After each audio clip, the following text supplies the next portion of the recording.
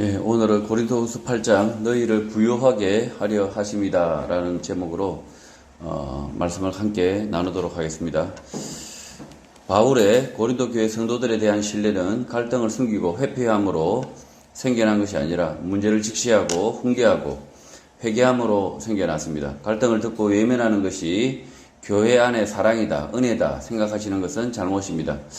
교회는 진리 공동체입니다. 말씀 진리를 지키기 위하여 다투고 갈등하고 목숨을 잃기까지 했던 것입니다.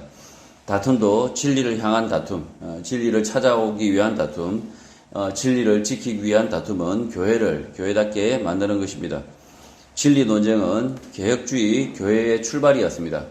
논쟁의 끝에 말씀으로 진리로 돌아가야 하는데 말뿐만 아니라 행동으로 돌이키는 전인격적인 회개가 교회를 교회답게 하는 것입니다. 1절 바울은 고린도 교회 성도들을 향하여 형제들아 라고 부릅니다. 바울이 이렇게 호칭하는 것은 의례적인 것이 아니라 고린도 교회 성도들을 신앙의 동지, 형제관계로 여겼기 때문입니다. 그래서 편지를 통하여 이런저런 자신과 마케도니아 교회의 이야기를 고린도 교회 성도들에게 하기 시작합니다. 하나님께서 마케도니아 교회들에게 주신 은혜를 우리가 너희에게 알린다고 합니다.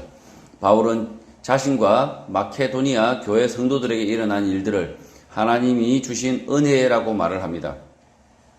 은혜라고 하면 돈, 좋은 일, 로또, 사업 성공 등을 생각할 수 있지만 바울이 말하는 은혜는 이런 것과 전혀 거리가 멉니다. 2절 환난의 많은 시련 가운데서 그들의 넘치는 기쁨과 극심한 가난이 그들의 풍성한 연보를 넘치도록 하게 하였다고 말합니다. 바울은 하나님이 주신 은혜를 말한다고 하면서 환난, 시련, 극심한 가난 속에서 그들이 기근이 닥친 예루살렘 교회의 성도들을 위하여 풍성한 연보를 했다라고 말합니다.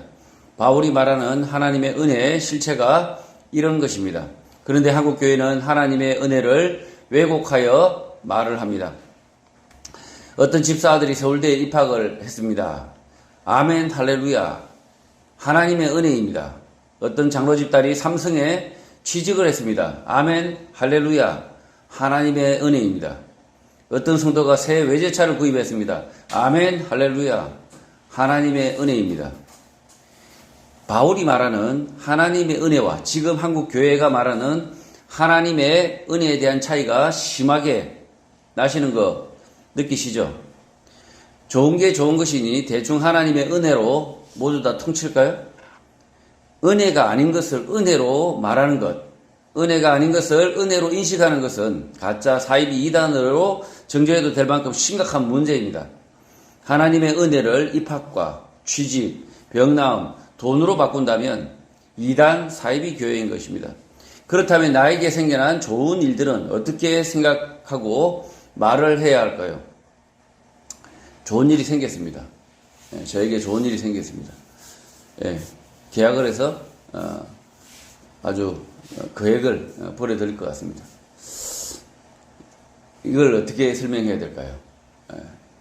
하나님의 은혜가 아니라 그냥 좋은 일들, 살다 보면 주어지는 일들, 노력해서 얻어지는 평범한 것들이란 것입니다.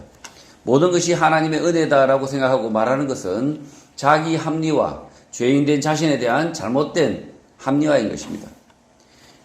바울은 마케도니아에서 복음을 받아들이고 환난, 고난, 극심한 가난 속에서도 연보에 동참하게 된 것을 하나님의 은혜다라고 말하고 있는 것입니다.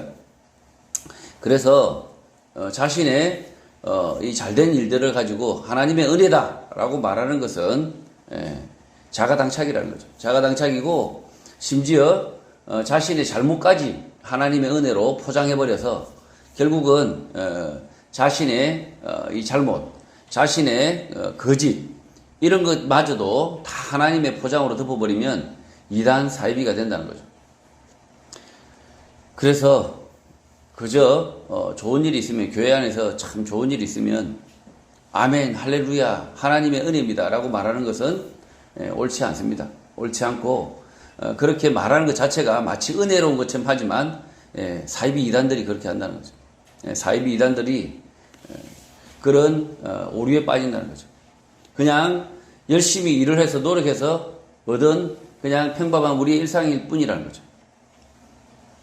3절 내가 정언하노니 그들이 힘대로 할 뿐 아니라 힘에 지나도록 자원하여 하였다고 말합니다. 마케도니아 교회 성도들은 자신의 능력, 범위 안에서 하는 사람도 있었지만 힘에 지나도록 자원하여 연보에 동참하는 성도도 있었다고 말하는 것입니다. 민감한 헌금, 연보에 대하여 바울이 이렇게 고린도 교회 성도들에게 말하는 이유가 무엇이겠습니까? 고린도 교회 성도들 가운데 기근이 닥친 예루살렘 교회 성도들을 구제하기 위한 헌금에 대한 논란이 있었기 때문입니다. 지금 기근이 예루살렘에 닥쳤습니다. 그런데 이 마케도니아 그리고 고린도 교회에는 아무 문제가 없었을까요? 그 예루살렘에만 특히 더 그 지역에 기근이 더 심하게 닥쳤겠지만 여기 사정도 안 좋을 건 뻔합니다. 그런데 이 고린도 교회 그리고 심지어 마케도니아 교회에서 예루살렘 교회를 성도들을 위해서 헌금을 하기 위한 해야 된다 이렇게 말하는 사람이 있고 아니다 우리도 어려운데 뭔 소리냐 라고 말하는 사람도 있고 그리고 여러 가지 논란이 있었던 것 같습니다. 4절 이 은혜와 성도 섬기는 일에 참여함에 대하여 우리에게 간절히 구했다고 합니다. 고린도 교회 성도들이 예루살렘 성도들을 구제해야 하는지 여부에 대하여 논란이 있음을 알고 있음에도 불구하고 마케도니아 교회 성도들은 예루살렘 교회 성도들 돕는 일에 참여하고자 합니다. 예루살렘 교회 성도들을 구제해야 하는 이유가 여러 가지 있을 수 있지만 그 성도들 가운데 예수님의 말씀을 직접 들은 성도가 많았고 십자가 죽음과 부활을 직접 목격한 증인들이었기 때문이었을 것입니다. 그들에게 문제가 없어야 그들이 직접 들은 예수 그리스도의 말씀이 전해질 수 있었고 십자가 죽음과 부활에 대하여 들을 수 있었기 때문입니다. 오늘 한국 교회에 전해진 복음은 대부분 그들이 살아생전 남긴 말과 글 기록들입니다. 예수님이 직접 글과 기록을 남기지 않았고 못 배우고 가난하고 아무것도 없었던 그들이 수천 년이 지나 우리에게 전해준 것입니다. 그러니 복음을 들었던 고린도 교회와 마케도니아 교회 성도들이 예루살렘 교회 성도들의 어려움을 깊게 생각했던 것이 그 이유입니다. 모든 가난이 구제되어야 하는 것은 아닙니다. 가난의 문제는 스스로 해결하는 것이 원칙입니다. 그러나 복음 때문에 마케도니아 교회, 고린도 교회는 예루살렘 교회 성도들을 구제하기로 마음먹은 것입니다. 고린도 교회가 미숙해서 예루살렘 성도들에 대하여 헌금을 해야 할지 말아야 할지 논란을 한 것이 아닙니다. 가난한 나라 사람들의 사진과 영상을 보여주고 이유 없이 구제를 해야 한다라고 말하는 것은 옳지 않습니다. 가난과 궁핍은 그 나라 사람에게 주어진 문제, 그 나라 사람들에게 주어진 과제라는 것이 진리입니다. 그럼에도 불구하고 그 나라 사람을 도와야 할 이유를 찾는다면 그것은 복음 때문입니다. 예수님께서 복음, 진리를 가르치고 전하는 것이 아니고서야 가난을 구제하고 병을 낫게 하고 빵을 주신 적이 없습니다. 가난, 궁핍함, 병듦 때문에 예수님 앞에 나아오지만 그 가난, 궁핍함, 병듦만을 주목하신 것이 아니라 그들에게 없는 진리를 전해주신 것입니다. 병 고치고 빵을 나눠주신 이유는 예수님께 찾아온 그들을 불쌍히 여기시는 마음, 연민 때문이었습니다. 지금 저희가 지금 제3세계 그러니까 아프리카나 가난한 빈국에 구제를 해야 된다고 한다면 그 이유는 그들의 가난 때문이면 안 된다는 겁니다. 그들이 가난 때문에 우리가 무조건 구제해야 된다. 이것은 맞지 않다. 왜 맞지 않냐? 그들의 가난의 문제는 그들 스스로 해결하는 것이 그들의 존엄을 위한 것이고 그 나라 사람들의 자유를 위해서 그 나라 사람들이 해결할 수 있도록 내버려 두는 것이 맞습니다. 그러나 그럼에도 불구하고 그 가난한 사람들에게 우리가 만약에 떡을 들고 빵을 들고 찾아간다면 그것은 복음 때문이라는 거죠. 그리스도인들이 그 가난한 사람들이 찾아가서 그들에게 빵을 나눠주는 것은 그것은 복음 때문이라는 겁니다. 그런데 가난한 자에게 빵을 나눠주는 것이 무조건 옳은 것이냐? 그렇지 않다는 겁니다. 그것은 비진리라는 거죠. 오히려 가난한 사람들을 망하게 하는 것이 빵일 수 있다는 거죠. 거저 주는 빵, 심지어 예수님이 빵을 나눠줍니다. 예수님이 오병이의 기적으로 빵을 베풉니다. 그러자 그들이 예수님을 엄청나게 따라다니는데 그 중에는 빵을 준 연고로, 빵을 나눠주는 그 연고로 예수님께서 그 빵을 나눠주는 그것을 체험하고 빵을 위해서 예수님이 계시면 나의 삶의 문제, 빵의 문제가 해결이 되겠구나 해서 빵을 쫓아서 오는 사람들이 있었다는 거죠. 그래서 예수님은 두 번 다시 그들에게 빵을 베푸지 않습니다. 예수님이 오병이의 기적을 삼시세끼 다 이렇게 베푸실 수 있죠. 하나님의 아들이시기 때문에. 그런데 그렇게 하지 않으신 이유가 뭘까요? 이 빵의 문제는 결국은 불쌍히 여기는 우리의 마음이 있지만 무조건 도와야 되는 것이 아니라는 거죠.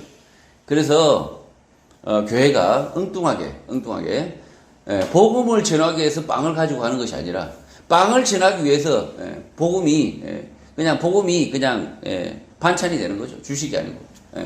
그렇게 되는 아주 해괴한 경우도 선교 현장에서는 자주 보게 되는 거죠. 그래서 교회는 빵을 만약에 나눠줘야 한다. 그렇다면 그것의 이유는 단 한 가지, 복음을 전하는 것 외에는 없다는 거죠. 5절, 마케도니아 교회 성도들은 우리가 바라던 것뿐 아니라 그들이 먼저 진실을 주께 드리고 또 하나님의 뜻을 따라 우리에게 주었다고 말합니다. 마케도니아 교회 성도들은 바울과 디모데가 필요한 것들을 챙겼고 복음을 위하여 자신을 주께 드렸고 또 하나님의 뜻을 따라 우리에게도 주었다고 말합니다. 마케도니아 교회 성도들이 어떻게 복음에 동참했는지 칭찬하는 것입니다. 지금 마케도니아 교회 성도들은 막 지금 바울과 디모데가 와서 복음을 전하고 있는 아주 소수의 사람들이거든요. 이 소수의 사람들이 이 먼저 예루살렘 교회 성도들을 돕기 위해서 헌금을 이렇게 모으고 그들이 복음을 전하는 바울과 디모데를 도왔다는 거죠. 6절, 그러므로 우리가 디도를 권하여 그가 이미 너희 가운데서 시작하였은즉 이 은혜를 그대로 성취하게 하도록 명하였다고 말합니다. 복음을 위하여 예루살렘 교회 성도들을 위하여 헌금하고 일하는 것, 그것을 은혜를 성취하는 것이라고 말하는 것입니다. 7절, 오직 너희는 믿음과 말과 지식과 모든 간절함과 우리를 사랑하는 이 모든 일에 풍성한 같이 이 은혜에도 풍성하게 해야 한다고 말합니다. 바울과 디모데는 고린도 교회 성도들이 자신들에게 풍성하게 참여한 것 같이 예루살렘 교회 성도들을 구제하는 일에도 풍성하게 참여해야 한다고 말합니다. 바울은 복음, 예수님의 말씀을 담고 있는, 예수님의 말씀을 기억하고 있는 예루살렘 교회를 돕는 것을 매우 중요하게 생각했던 것입니다. 오늘 개신교, 기독교, 교회에서 예루살렘은 매우 중요한 위치에 있습니다. 예수 그리스도의 오심과 죽으심, 부활의 역사적 배경이고 현장이기 때문입니다. 복음의 시작이 예루살렘에서 시작되었다는 사실 때문입니다. 지금 고린도 교회 성도들과 그리고 마케도니아 교회, 막 예수를 영접한 이들이 왜 예루살렘 교회에 한 번도 본 적도 없는 사람들을 위해서 헌금을 하려고 했느냐라고 했을 때 그것은 그 예루살렘 교회가 그 교회에 있는 성도들이 직접 예수 그리스도를 만난 사람들이라는 거죠. 그들이 보고 듣고 기억하는 것들이 복음이라는 거죠. 복음. 그들이 어렵지 않게 그 예수 그리스도의 들은 말씀, 직접 들은 말씀, 예수님에게 배웠던 그 말씀을 그들이 생활구로 인해서 복음을 전하지 못하면, 이 자기의 경험들을 이야기하지 않으면, 그렇게 다른 사람들에게 전하지 않으면 이 복음은 지금 이 자리까지 오지 않는다는 거죠. 우리에게 전달되지 않는다는 거죠. 그 시대는 심지어 기록하는 그 양피마저도 귀한 시대고, 녹음기라든지 그런 책이라든지 이런 것이 매우 귀한 시절이기 때문에 이 예루살렘 교회에 있는 성도들 한 사람 한 사람이 실제로는 살아있는 성경이라는 거죠. 예수 그리스도의 말씀을 듣고 기억하는 자들이라는 거죠. 그래서 이 고린도, 마케도니아, 이 교회 복음을 들은 사람들이 그들을 얼마나 귀하게 생각했는지, 그래서 헌금을 하게 된 거죠. 뭐 특별히 그들이 아주 개불쌍해서 거의 뭐 기근으로 다 죽게 생겼으니까 그냥 불쌍하다라는 이유만으로 그들이 금액을 연보를 모으지는 않는다는 거죠. 우리가 IT 지진이 나서 불쌍하다, 죽은 사람들 막 보여주고 집이 다 무너진 거 보여주고 갑자기 그에게 헌금을 하고 싶은 마음이 들던가요? 그 이유 때문이 아니라는 거죠. 그 이유 때문이 아니고 이 복음의 시작, 예루살렘 교회에 기근이 들어서 복음이 끊어질까봐, 그래서 그들이 힘을 다해서 헌금을 한 겁니다. 그래서 지금 이 고린도 교회와 마케도니아 교회는 이 연보를 보태는 것이 이 복음을, 그러니까 베드로가 있는 그 많은 예수 제자들이 있는 그 교회에 현금을 보태는 것은, 연보를 보내는 것은 복음을 위해서 동참하는 것이다 라고 좀 이해하면 됩니다. 8절, 내가 명령으로 하는 말이 아니요 오직 다른 이들의 간절함을 가지고 너희의 사랑의 진실함을 증명하고자 함이라고 말합니다. 예루살렘 교회를 돕는 것은 명령, 의무가 아니라 예수 그리스도의 사랑이 진실한지 증명되는 것이라고 말합니다. 고린도 교회 성도들은 생전 본일 없는 사람들을 위하여 헌금하는 이유가 예수 그리스도에 대한 믿음, 사랑의 증명, 진리에 대한 사랑을 증명하는 것이었다는 것입니다. 9절, 우리 주 예수 그리스도의 은혜를 너희가 알거니와 부요하신 이로써 너희를 위하여 가난하게 되시면 그의 가난함으로 말미암아 너희를 부요하게 하려 하심이라고 말합니다. 예수 그리스도께서 부요하셨지만 우리를 위하여 가난하셨다. 그의 가난함을 통하여 우리가 부요해졌다고 말하는 것입니다. 고린도 교회 성도들 가운데 넉넉한 사람이 많이 없었지만 그들이 가난 가운데서도 헌금을 합니다. 그 이유는 예루살렘 교회 성도들로 인하여 예수 복음이 전해진다는 사실을 알았기 때문입니다. 10절, 이 일에 관하여 나의 뜻을 알리노니 이 일은 너희에게 유익하다고 말합니다. 그리고 너희가 1년 전에 행하기를 먼저 시작할 뿐 아니라 원하기도 하였으니 11절, 이제는 하던 일을 성취하라고 합니다. 마음에 원하던 것 같이 완성하되 있는 대로 하라고 가르칩니다. 예루살렘 교회를 위하여 헌금에 대한 바울의 입장은 고린도 교회 성도들이 헌금을 하되 자신이 소유한 것, 자신의 능력껏 하라는 것입니다. 12절, 할 마음만 있으면 있는 대로 받으실 것이라고 합니다.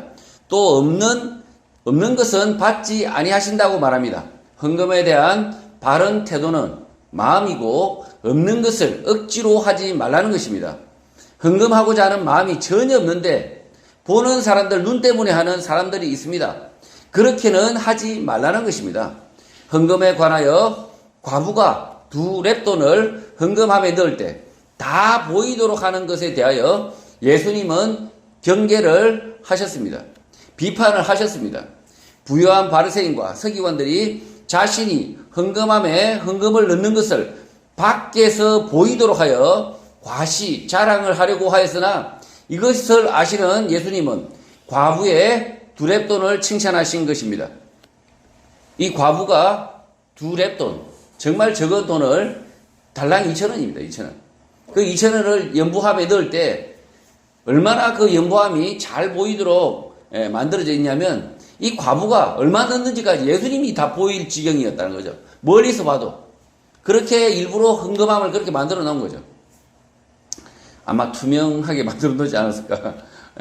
그래서 이 과부가 부끄러운 그 와중에도 그 마음이죠, 마음. 이 과부는 하나님을 사랑하는 마음으로 그 2렙돈을 이렇게 헌금을 합니다. 딸그랑 소리가 납니다. 딸그랑 소리가 나는데도 부끄러움에도 불구하고 합니다. 그런데 그 과부를 예수님이 칭찬합니다. 돈이 적어서 칭찬하는 것이 아니라, 과부가 가난해서 칭찬하는 것이 아니라, 이 적거나 많거나 상관없이 예수님은 그 마음 중심을 보신다는 거죠. 하나님은 중심을 보신다는 거죠. 우리가 헌금을 할 때 금액에 대해서 너무나 우리가 이렇게 너무나 깊이 생각합니다. 그러나 금액이 문제가 아니라 우리가 왜 헌금을 하는지, 내가 왜 이 헌금에 참여하는지에 대한 그 마음, 그것이 더 중요하다라고 지금 말씀드리는 겁니다. 13절, 이는 다른 사람들은 평안하게 하고 너희는 공고하게 하려는 것이 아니요 균등하게 하려 함이라고 말합니다. 고린도 교회 성도들이 자기의 소유에서 헌금을 떼어 내어줄 경우 삶이 좀 더 공고하게 되지만 그것을 통하여 다른 사람이 평안해지는 것이 아니다. 균등하게 된다, 하나가 된다라고 말을 합니다. 저는 이 균등하게 된다, 이 말씀이 마치 돈이 셈셈이가 된다. 그러니까 많은 사람이 내고 적은 사람한테 돈이 가서 평균화된다, 이렇게 말하는 것은 성경적이지 않습니다. 이 균등하게 된다는 것은 믿음이 균등하게 된다는 겁니다. 서로 하나가 된다는 겁니다.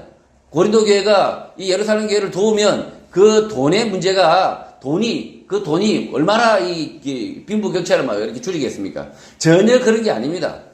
이 잘못 설교하는 사람들이 있습니다. 그 잘난 헌금 한 번 해가지고 이 삶의 질이와 이렇게 빈부격차가 해소된다고요? 뭐죠? 코로나 지원금 이렇게 돈 10만 원 줘가지고 이 빈부격차가 해소가 됩니까? 전혀 그렇지 않습니다.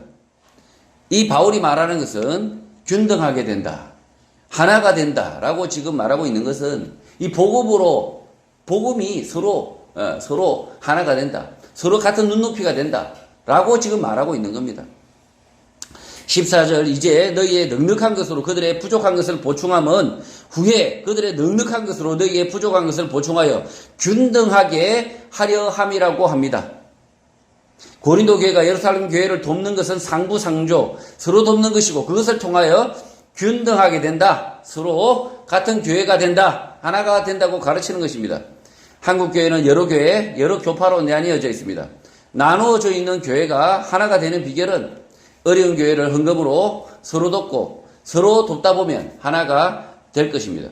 지금 이 교회가 하나가 되는 비결은 결국은 실천을 하는 겁니다. 마음만 저 교회와 연합할 것이 아니라 진짜 적은 연보라도 서로 보태구나 해서 물질이라도 보태서 서로 마음을 같이 한다는 거죠. 지금 바울이 이 헌금을 마케도니아 그다음에 이 고린도 교회에 헌금을 보태가지고 얼마나 이 재산상의 균등을 가져오겠어요. 서로 이렇게 균등하게 된다. 택도 없죠. 돈 10만 원 헌금한다고 해서, 돈 100만 원 헌금한다고 해서, 심지어 돈 1000만 원 헌금한다고 해서, 얼마나 이 성도들 간의 이 빈부격차가 해소가 되겠습니까? 택도 없습니다, 택도. 택도 없고, 지금 이 물질의 균등이 아니라, 이 신앙의 균등, 신앙의 일치, 이걸 지금 바울 사도는 염두에 두고 지금 말하고 있는 겁니다. 이 예루살렘 교회와 이 고린도 교회, 마게도니아 교회가 서로 이 어려움 가운데 적은 물질로 돕는 이것이 곧 그들의 교회들이 서로 하나 되고 균등하게 되는데 큰 역할을 한다는 거죠. 15절, 기록된 것과 같이 많이 거둔 자도 남지 아니하였고 적게 거둔 자도 모자라지 아니하였다고 합니다. 이 말씀은 출애굽기 16장 18절의 말씀의 인용으로 광야에서 만나에 관한 기록입니다. 광야에서 만나를 양식으로 주셨는데 욕심을 내고 많이 모아도 실제 달아보면 적어 보이는 사람의 것과 같았다는 것입니다. 하나님은 만나 양식의 문제에서도 사람의 욕심, 눈에 보이는 대로 되지 않게 하여 가르쳤던 것입니다. 눈의 욕심을 쫓아서 많이 모아본들 같아져서 그 욕심이 성취되지 못한 것입니다. 하나님께서 사람의 욕심대로 되지 않게 하신 이유는 하늘에서 내린 음식 만나, 날마다 내리는 만나마저 많이 모아 쌓아놓고 자신의 뜻대로 하려는 불신앙을 꺾은 것입니다. 뭔가 자신이 더 많이 모아서 축적을 하려고 하는 그 불신앙을 꺾은 것입니다. 하나님의 날마다 일하심을 신뢰하지 못하고 자신의 의지대로, 자신의 눈에 보이는 대로 하려는 것, 그것이 믿음의 반대의 불신앙인 것입니다. 16절, 너희를 위하여 같은 간절함을 디도의 마음에도 주시는 하나님께 감사하다고 합니다. 디도에게 이런 마음이 생기지 않았다면 고린도 교회에 디도를 억지로 보내야 했으나 그렇지 않아 하나님께 감사하다라고 말하는 것입니다. 17절 그가 권함을 받고 더욱 간절함으로 자원하여 너희에게 나아갔다고 말합니다. 고린도 교회에 누군가 보내야 할 필요가 있었는데 디도가 권함을 받고 자원하여 갔다는 것입니다. 가기 싫은 먼 길을 보냈어야 했다면 디도에 오고 가는 일이 고역이었을 수 있습니다. 바울이 이렇게 기록하고 있지만 실제 디도는 가기 싫었지만 믿음으로 인하여 바울을 안심시키기 위하여 기꺼이 가고 싶었다라고 말했을 수 있습니다. 실제는 자식을 먹이기 위해서 어머니는 고등어를 싫어했었다는 그 노래의 가사와 같을 수 있습니다. 지금 먼 길을 오고 가는 먼 길을 오고 가는데 지금처럼 뭐 차가 있습니까? 그렇다고 기차가 있습니까? 그냥 걸어가는 겁니다. 생자로 걸어가는 일인데 그 먼 길을 오고 가는 그 길을 디도가 흔쾌히 가고 싶었습니다라고 이렇게 가야 될 필요에 대해서 바울이 이야기할 때 저도 가고 싶었습니다 이렇게 말하는 것은 진짜 가고 싶었을까요? 진심으로? 진심으로 가고 싶어서 그런 게 아니라 바울의 사역을 돕기 위해서 안심시키기 위해서 어머니는 고등어를 싫어했었어. 진짜 싫어했나요? 자식에게 고등어를 먹이기 위해서 자기는 싫어한다라고 사실은 거짓말하는 거죠. 짜장면인가요? 하여튼 어쨌든 뭐 우리 어머니들이 실제로는 자식을 먹기 위해서 실제로는 자기도 싫어하지 않음에도 싫어한다. 뭐 짜장면이든 고등어든 뭐 그렇게 하는 것처럼 지금 이 디도도 사실은 자신의 지금 마음 솔직히 내일부터 비도 오고 막 그렇게 험난하게 잘 자리 잘 곳도 없는 그런 먼 길을 걸어가야 되는 그 상황을 디도인들 즐겁지 않죠. 즐겁지 않습니다. 당장 내일부터 뭐 어디서 잘지도 모르고 그리고 먼 거리를 또 걸어가야 되는 그 상황이 결코 좋지는 않습니다. 18절 또 그와 함께 그 형제를 보내었으니 이 사람은 복음으로서 모든 교회에서 칭찬을 받는 자라고 합니다. 오늘날과 같이 교통이 발달한 것이 아니기 때문에 혼자 먼 곳을 가는 것은 매우 위험한 일이었습니다. 조선시대에 남쪽의 선비들이 혼자 과거를 치르기 위하여 한양에 가다가 산길에서 호랑이에게 잡아먹혔다는 것과 같은 위험이 늘 있었던 것입니다. 그래서 디도를 혼자 보내지 않고 한 사람을 함께 보내었는데 이 사람도 이름이 있었지만 바울이 말하지 않고 교회에서 칭찬을 받는 자라고 말합니다. 이 사람의 이름을 바울이 기록하지 않는 이유는 이 사람이 믿음의 사람, 겸손한 사람이었기 때문에 스스로 자신의 이름을 바울에게 기록하지 말 것을 부탁했을 수 있습니다. 또 반대로 과거 신분이 노예이었거나 당대 알려진 회심한 죄인이어서 기록을 하지 않았을 수 있습니다. 어찌되었든 바울이 이 형제의 이름을 기록하지 않는 것은 실수로 까먹은 것이 아니라 의도되었던 것입니다. 19절 이 사람에 대하여 더 구체적으로 소개를 합니다.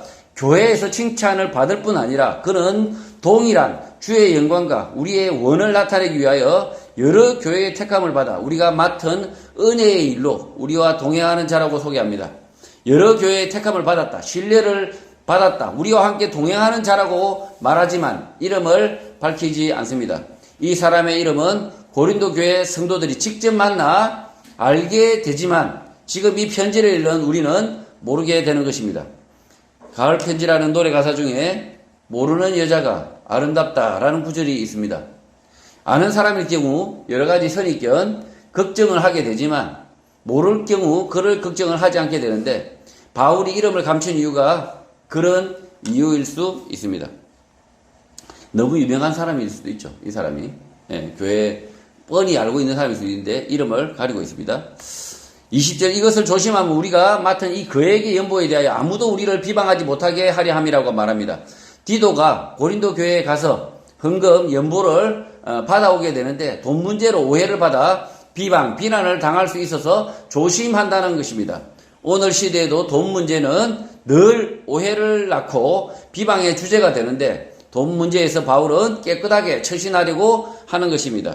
21절 이는 우리가 주 앞에서뿐 아니라 사람 앞에서도 선한 일에 조심하려 하는 것이라고 말합니다.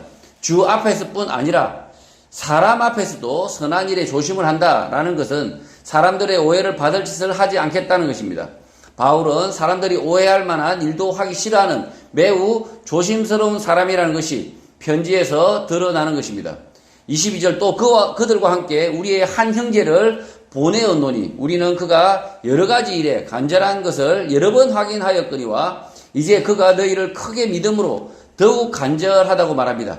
고린도 교회에 갈 사람이 디도와 그 형제 그리고 또 한 사람이 더 있는데 그 사람의 이름은 없지만 우리 형제라고 말합니다. 바울과 오랫동안 함께 했던 사람이거나 이방인이 아닌 유대인일 수 있습니다. 이 형제의 이름도 소개하지 않지만 우리 형제라는 소개에 그래서 신뢰하는 관계임을 드러내고 있습니다. 앞에 형제는 그 형제, 그 형제. 지금 이 형제는 우리 형제라고 지금 바울이 소개하고 있습니다. 23절 디도로 말하면 나의 동료요 너희를 위한 나의 동역자요 우리 형제들로 말하면 여러 교회의 사자들이요 그리스도의 영광이라고 말합니다. 바울이 보내는 세 사람에 대하여 디도는 나의 동료다, 동역자이다. 두 사람은 교회의 메신저다. 그리스도의 영광이라고 지칭하여 바울의 신뢰를 드러냅니다. 24절 그러므로 너희는 여러 교회 앞에서 너희의 사랑과 너희에 대한 우리의 자랑의 증거를 그들에게 보이라고 말합니다. 헌금 문제에 대하여 언급하기를 꺼려하던 바울이 정말 바울은 헌금 문제에 대해서 꺼려합니다. 실제로 자신이 연보를 이렇게 그 교회 성도들이 연보를 하도록 자신을 위해서 연보하도록 이렇게 말하지 않습니다. 직접 자신이 일을 해서 자기가 벌기도 합니다. 그랬던 바울이 고린도 교회 성도들의 믿음과 마음을 확인하고 아예 대놓고 헌금, 연보를 많이 해달라고 말하는 것입니다. 성도 여러분, 바울은 고린도 교회 성도들이 여러 가지 오해로 인하여 바울이 전한 복음, 믿음에서 떠날 수 있었음에도 불구하고 떠나지 않고 오히려 기근을 당한 예루살렘 교회를 돕기 위하여 헌금, 연보에 동참을 하게 됩니다. 이 일에 기꺼이 디도와 두 형제가 먼 길을 동행을 하게 되는데 우리의 삶도 마찬가지로 주님이 이 시대에 주신 일을 하다가 천국 가는 것입니다. 주의 일을 하다 보면 여러 가지 오해, 불신이 있을 수 있으나 오해받지 않도록 지혜롭게 투명하게 일을 하고 그 일을 통하여 자신의 믿음을 드러내는 것입니다. 고난, 가난 가운데서 예루살렘 교회 성도들의 구제에 동참하려는 고린도 교회 성도들과 그 소식을 듣고 디도와 두 형제를 보내며 편지를 쓰는 바울의 모습을 통하여 교회가 어떻게 협력해야 하는지 잘 보여주고 있습니다. 주의 일을 위하여 헌금을 떼어내는 마케도니아와 고린도 교회 성도들 그리고 주의 일을 위하여 기꺼이 자신의 시간과 삶을 떼어내서 드리는 디도와 두 형제처럼 주의 일을 기쁘게 감당하다가 천국 가는 성도가 되시기를 주님의 이름으로 축복합니다.